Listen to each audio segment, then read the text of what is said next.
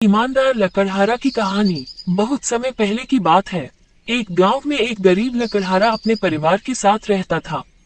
वह रोज सुबह गांव के समीप स्थित जंगल में जाकर लकड़ियां काटता और उसे बाजार में बेचकर पैसे कमाता था।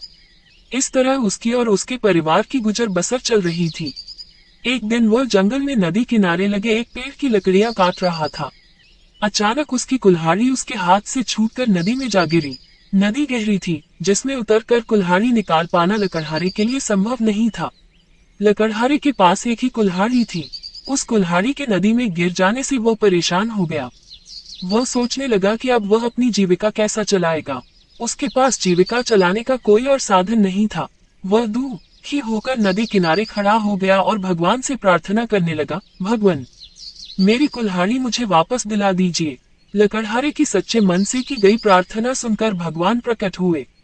उन्होंने उससे पूछा, पुत्र, तुम्हें क्या समस्या है? लकड़हारे ने कुल्हाड़ी नदी में गिरने की बात भगवान को बता दी और उनसे याचना की कि वे उसकी कुल्हाड़ी वापस दिला दें। उसकी याचना सुनकर भगवान ने नदी के पानी में हाथ डालकर एक कुल्हाड़ी बाहर निकाली। वह कुल्हाड़ी चांदी की थी।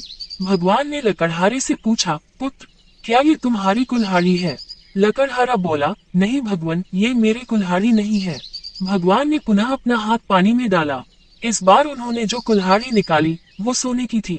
उन्होंने लकड़हारे से पूछा, पुत्र, क्या ये तुम्हारी कुल्हाड़ी है? लकड़हारा बोला, नहीं भगवान, ये मेरी कुल्हाड़ी नहीं है। भगवान बोले, इसे अच्छी तरह से देख लो, ये सोने की कुल्हाड़ी है। क्या वास्तव में ये तुम्हारी नहीं है?